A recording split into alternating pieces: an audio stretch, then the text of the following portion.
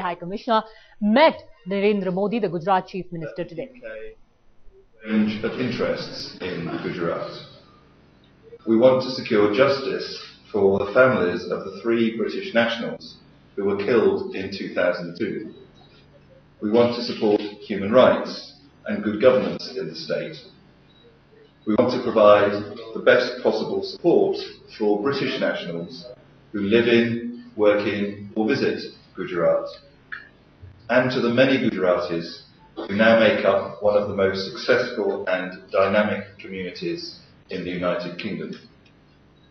And as part of my government's commitment to strengthen relations with India, we want to ensure that we provide a full and comprehensive range of services across the whole country, including Gujarat. The government statement also made clear the view of the British government that active engagement with Gujarat is the right way to advance the UK's interests here. What I have done on my visit today has been to do exactly what the British government statement said I would do. I called on the Chief Minister and the Governor. I met the Gujarat State Congress President, and I met NGO representatives working on human rights. I also visited the various representatives of the UK here in Gujarat, our Visa Application Centre, the British Trade Office, the British Council and our Consular Warden, who helps look after British nationals here in Gujarat. The talks that I have had here today have been open, positive and constructive. I'm grateful to the government of Gujarat and my other interlocutors for their welcome. I had a good conversation with the Chief Minister.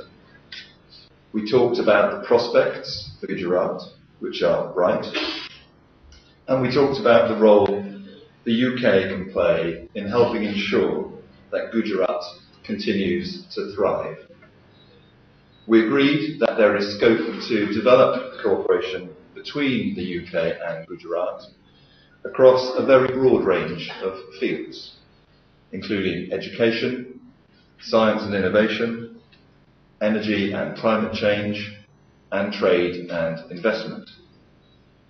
We discussed how the British government can work more closely with the Gujarat authorities to provide the best possible service to British nationals who live in or visit Gujarat. I reaffirmed the British government's wish to ensure justice for the families of the 3 British citizens who were killed in 2002 riots, and our commitment to support the judicial process which is now underway. And we discussed the broader questions of good governance and human rights. I had equally good conversations with my other interlocutors, in which we covered similar ground. I was also pleased with what I heard from the representatives of the UK here in Gujarat. I was impressed by the operations of the UK Visa Application Centre. It is an efficient and professional gateway for the vital people-to-people ties between Gujarat and the UK. The numbers of students, tourists, visitors, entrepreneurs and investors coming to the UK from Gujarat are high. I hope that they will increase further in the coming years. I was encouraged by what I heard from the British Trade Office and the state government on the prospects for deepening trade and investment between the UK and Gujarat.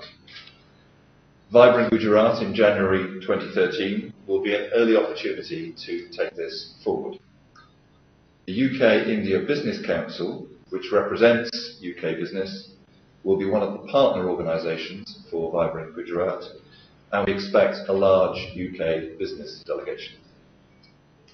I was also pleased to hear from the representatives of the British Council about the cooperation that already exists between the Council and the UK, between Gujarat and the UK in the fields of education, English language training and teaching, the arts and culture. Here too there is clearly potential to do more, and the British Council will also participate in Vibrant Gujarat and showcase what the UK has to offer. And I was delighted to meet the British Consular Warden here in Gujarat and learn about the very substantial number of British citizens who live and work here. They make a huge contribution to Gujarat, just as the hundreds of thousands of Gujaratis in the UK make a huge contribution to Britain. My visit is in line with the British government's wish to build a stronger, wider and deeper relationship with India. That means engagement with India's diverse range of states and communities on a broad range of issues to the overall benefit of all our peoples.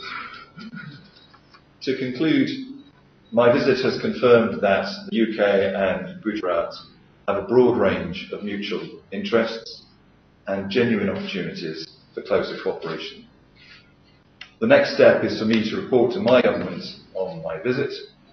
British ministers will consider, in the light of that, how best to take forward our relationship with Gujarat. That ends my statement. Thank you. I would now invite questions. I think we have about 10 minutes. So can you identify yourself and the organisation you work for, and we'll try and take as many of your questions as we can. Let's go over there.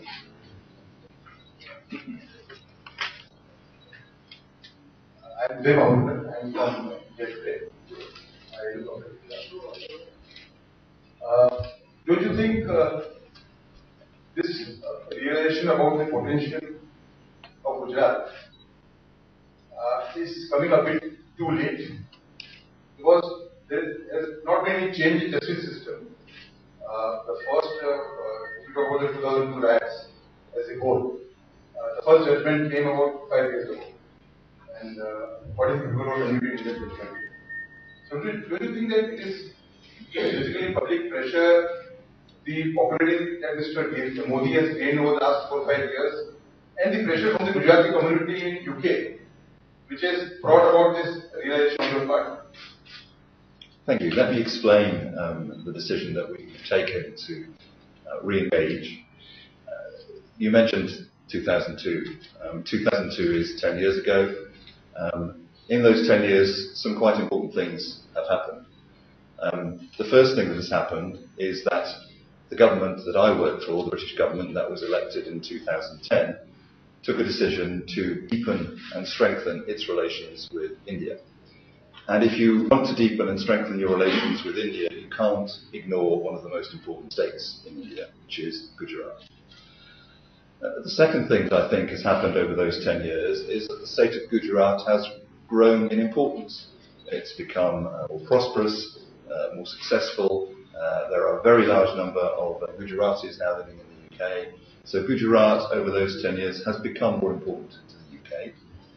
And the third thing that has happened is that over those 10 years, a legal process, which you referred to, has gone forward, which has resulted in several convictions of figures found guilty of committing crimes during the 2002 riots, including a former member of the Gujarat government. And it was in light of those three factors that we thought that the time was now right to re-engage with Gujarat. I just want to emphasise 2 points on that. The first one is that this is increased engagement, not the start of engagement. Britain has been present in Gujarat for many years. We have a visa office here. We've had a British trade office here for many years, and the British Council have been active here for many years. What is new is a decision to engage with the Gujarat government, but we have not been unengaged in Gujarat for the last 10 years. And the second point I want to make is that this is engagement with Gujarat. Gujarat as a whole is not about engagement with any single figure. Hi Commissioner, Andy of BBC. What has Britain got in return for helping Narendra Modi rehabilitate his image? And what assurances did you get from him that there would be a proper effort to pursue the cases of the 3 British nationals who were killed? Well, we haven't come at this like a trade-off. We have decided to re-engage with the government of Gujarat because we think it's in Britain's interest to do so, and because we have a broad range of interests to pursue here in Gujarat. So there was no deal or no negotiations. We took this decision on our own because we think it's in Britain's interest. I don't accept the premise of your question that we are, as you put it, rehabilitating Mr. Modi. This is about engagement. It's not about endorsement. If you want to engage effectively with an Indian state, you need to engage with the government of that state, and you need to engage with the chief minister of that state. And Mr. Modi is the democratically elected leader of Gujarat. My follow-up on the 3 British nationals. Okay, I'm sorry, I should have answered your point about the 3 British nationals. I did raise that issue with the Chief Minister. I said that we attach considerable importance to the case which was now being heard in the Gujarat courts, that we hoped that that case would proceed with due speed, and that the United Kingdom would be ready to do anything that it could to support the process of that case going forward. Sir, this is Manish from CNBC Awaaz. What kind of opportunities you are looking in trade and investment? Which are the sectors UK is focusing in Gujarat? And is it because of the development of Gujarat or recession in European countries? Thank you. Well, on trade and investment, the first point I want to make is that we have been doing business with Gujarat for many years. I mentioned that we have a British trade office in Gujarat, which has been very active. There are many British companies which are based here in Gujarat, and there are many Gujarati companies that are based in the UK, and they are very welcome, and they make a big contribution to the UK's economy. So the first point is that we've been doing business in Gujarat for many years. The second point is that we would indeed like to increase the trade and investment between Britain and Gujarat, because that will benefit not just Britain but also Gujarat. And we are just as interested in Gujarat investing in the UK as we are in British companies coming here and doing business with Gujarat. But the third point to make is that enhanced trade and investment, which we do seek, is only one part of a much broader agenda that we have here in Gujarat. As I laid out, there are many other areas in which we want to cooperate with Gujarat in the interests of the Gujarati people and the British people. And those include not just business, but science and technology, where Gujarat has some very interesting and very effective institutes where we can cooperate. Areas like climate change and energy, where again I think Britain and Gujarat together can help each other. And as I also mentioned, the protection of British nationals in Gujarat is something that I think we can do more effectively if we cooperate. So trade and investment is an important part of the relationship. It's already an important part of the relationship. We'd like to make it an even more important part, but it's not the main focus of the relationship right now. Finally, as to the areas in which I think there's particular scope for enhanced trade and investment, well, I think many of the things that Gujarat is looking for to continue to thrive, Britain is well placed to provide. So, for example, infrastructure. British companies are very good at building, designing and managing big infrastructure projects. Energy. British companies have experience both in hydrocarbons, oil and gas, but also in renewable energy, where Gujarat is leading the way. Urban planning. British companies know how to plan and modernise towns and cities. High-tech manufacturing, which I know Gujarat is a leader in. So there's a whole range of areas where I think there is complementarity between what Britain can offer Gujarat in terms of business and what Gujarat in return can offer Britain. Sorry, I follow the second question because the camera is on. My question is, I'm not from Bloomberg TV. So my question to you is, sir, that your visit is at such a time in the state of Gujarat, and one of the biggest British investments are being sold to the PSU, the state government, the GSPC, which gas stake in Gujarat gas. So how do you see the energy sector as one of the crucial areas when it comes to the legal cooperation for the trade investments between UK and Gujarat? Thank you. And my second question would follow that one to answer this. So the answer to your first question is that I do think the energy sector is an important area for strengthened cooperation. As you rightly say, British Gas are already active in the States, so are some other British energy companies. Ken Energy, BP are also active here, and I think all of those can contribute further to meeting Gujarat's energy needs in future.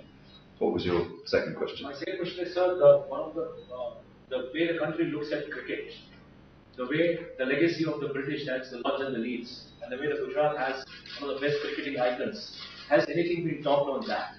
I didn't discuss cricket today. That doesn't mean that I'm not interested. I recognise what you say, and I hope that in future I'll have the chance not just to talk about cricket when I come back, which I hope to do, but to play some of it as well. Mr. Rohit Bhan from NDTV. Okay. So what, according to you, has changed on the ground, which has led to the threatened change of perception vis-a-vis Mr. Narendra Modi? Given the fact that there are several human rights organizations who are still protesting, there are cases which are still pending in the court. What, according to you, has changed this perception? Well, I think I answered the big question about what has changed since 2002. But let me just say something in particular about the human rights issue, because I think it is very important. We continue to attach great importance to human rights and respect for minorities, not just in Gujarat, but everywhere around the world. We think that engagement is the best way to advance the interests of human rights and minorities, both here in Gujarat and elsewhere. I did raise the issue of human rights and the position of minorities in Gujarat with the Chief Minister.